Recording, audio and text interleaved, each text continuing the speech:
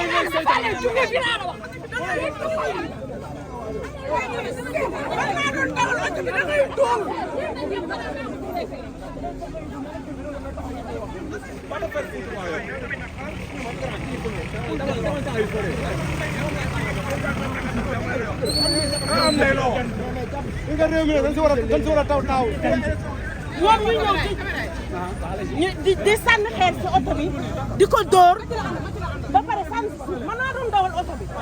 mais lan moo tax ñu dóor ko lan la wax bañ dóor ko lan la wax bañ dóor ko. waxul dara dama doon filmé ki ko doon dóor sànq moom ak Ngone. non saaga wu leen man maa doon dawal oto maa ànd ak moom. yow yaa ñëw léegi nii yor oto bi romb président Sonko yow la woon. waaw man la. ah am nga ci droit man maa ne Sonko. léegi affaire bi noonu la de bi ngeen ne Sonko moo tax ñu réagir. ñu réagir di jël suuf di ñu sànni. ok sànni si oto bi xeer. ok ba pare dóor ko ba gaañ ko fii. identifié nga ki ko c'est pas vrai. lan moo xew lan moo xew esprit partisan tout le monde lan moo xew lan moo xew.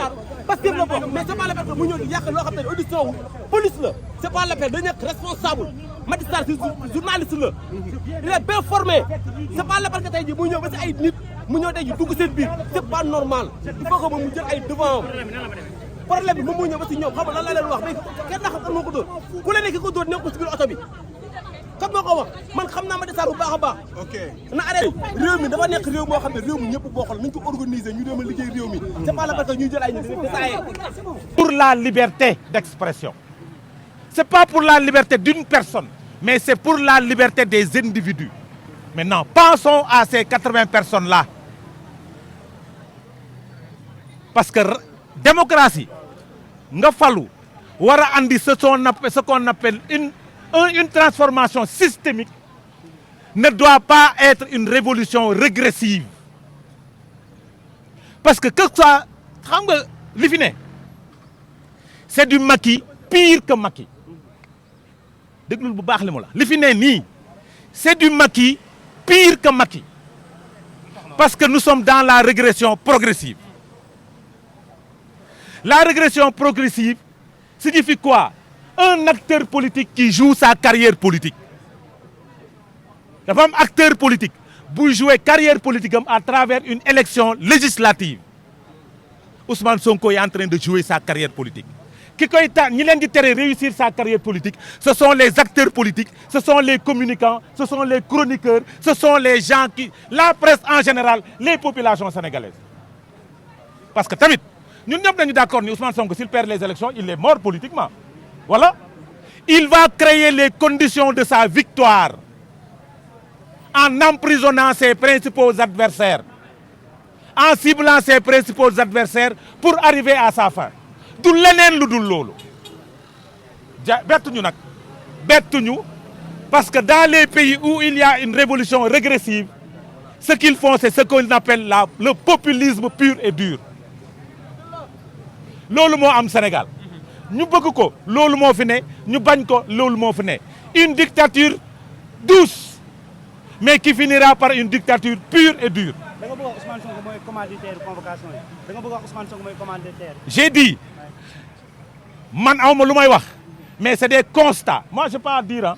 Je constate que des faits ça signifie que am na nit koo xamante ni ci élection législative yi ci la dundam wala deeyam nekk élection yi ñu jëm s'il perd la majorité il disparaît. Mais c'est juste des constats. C'est des constats yooyu nag ñu def moo tax ñuy wax waaw ki ñu waxoon nañu ku mënul nangu critique waroo mun a nekk chef de famille waroo munoo nekk chef de parti asamalaak chef état ñoom ñoo bañ critique. Nous sommes dans le critique constructif. Contrairement à eux, nous ne sommes pas dans la délation. Nous sommes dans le combat politique, le combat médiatique. Kuko bagn, da ngay mat sa bakat bi. Parce que pour le Sénégal, les gens sont prêts à en découdre.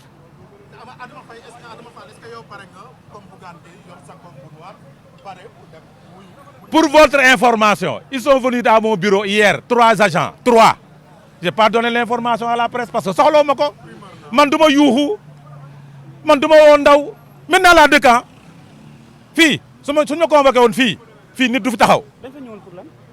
apporter ma solidarité et mon soutien à l'opposition sénégalaise et aux communicants, aux chroniqueurs, aux hommes de médias parce que vous êtes exposés vous tous tant que vous êtes su ma développé di ngeen comprendre. Une révolution régressive à ses médias, à ses magistrats, à sa presse, à ses chroniqueurs. Demal ci dëkk yi nga xam ni dictature douce la ñu dooree nga xool même démarche même fonctionnement finalité dictature évolutive. Maintenant ngeen yaakaar ni Ousmane Sonko restera là c'est dans cette opposition prendre le pouvoir. Il va disparaître, il ne l'acceptera pas. Il est en train de travailler pour sa victoire. Xam nga lu koy may jàpp Bougane jàpp Adama Fall jàpp journalistes yi jàpp chroniqueurs yi tëj su mënee na feesal 100 mètres na de ubbi yeneen prison ñun ñëpp nous sommes prêts à yele mais nag na moytu ay nit dee ci loxoom ci mandature am ci biir kaso bi parce que nag ñun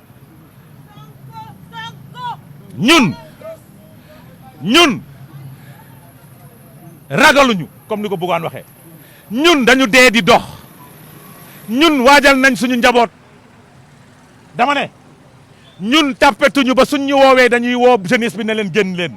ah mais Bougane daf génne na communiqué joxe heure bi war a départ loolu lan nga ko mën tuddee Adama. ñun waxuñu nañu jël suñu bakkan teg ko ci ñun waxuñu gatsa. Nous respectons les institutions de notre République. Nous respectons notre pays qui se nomme le Sénégal.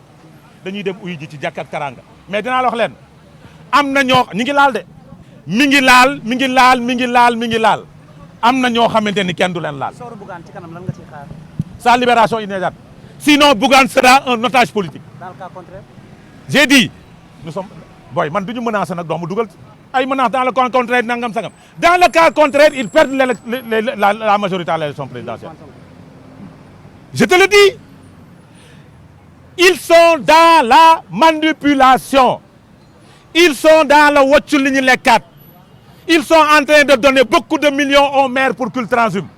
Ah bon? Oui, allez à Linguère. Des maires sont en train de transhumer. Parce que waaye dama ne laajal nañ laaj El Malick ma jox leen turu ñaari maire. déggoo li ma la wax waaw déggoo li ma la wax dañ dem Fouta nañ dem Podor nañ dem comment il s'appelle Matam. Ils sont en train de travailler pour avoir les maires ñoo ne woon bëgg ñoon transhumance non mais bien sûr ils sont en train de recruter les maires pour le compte de leur coalition. Mais cela ne leur donnera pas la victoire. Ce que nous réclamons et ce que nous demandons immédiatement, c'est la libération de tous les otages politiques. Je vous remercie. Merci beaucoup.